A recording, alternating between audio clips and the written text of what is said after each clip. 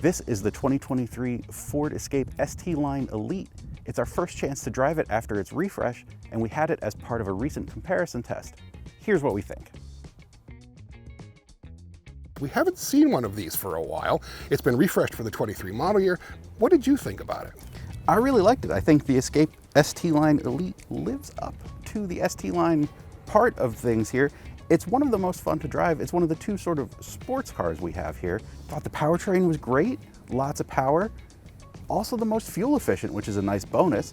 Very nimble, agile handling, but there are some penalties. Yeah, the ride quality is just okay. It is kind of bouncy. That's part of the whole, I think, sporty atmosphere of this thing. I would definitely agree with you on that EcoBoost powertrain. It was one of the most powerful engines here, and it felt like it, especially when you're up at the twisties in the mountains like above us here. The thing felt nimble, it felt light, it felt agile, and I think that's also partly due to the fact that it's really not necessarily the biggest vehicle in this group. That shows up in the cargo numbers as well. Yeah, and you know, if fun to drive were a really important part of this testing, this would be a great choice. But these are family cars, and it's not really what you're looking for. But what really let the Escape down was its interior. I thought the quality was just subpar, especially for what's the most expensive vehicle here. And comfort was also an issue. We rated it least comfortable up front. I felt like I was sitting on top of the seats instead of in them.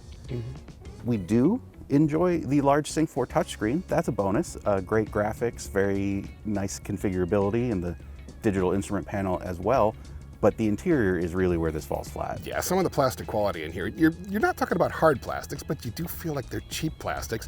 And that also shows up in some of the technology as well, like the very unusual heads-up display that operates on this flip-up transparent plastic panel that then essentially puts the information on the hood. If you're over 5'6", to have to lower this thing far enough to actually see it, it really would wash out, especially if you had a white vehicle, you have the white text on the white hood, you're not going to be able to see it. And there's also a little unusual plastic button that controls a number of different features. Yeah, you get your camera controls, your automatic parking assist, also your max defrost button. It just feels like they wanted to put a set of physical buttons in the car, and then we're told by accounting we can only do one. Yeah, and it's one button that knows where your finger is on the strip, but when you push the entire thing moves. And that and a couple of other issues just made it feel like they've cheaped out on some parts of the interior. So great vehicle in terms of fun to drive, not terribly comfortable, not great in terms of plastic and interior quality, which really shows up when you've got a number of other vehicles in the test that are a couple $1,000s less,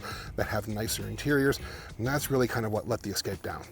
If you'd like to read more and see how it fared in a compact SUV comparison test, you can find it all on Cars.com.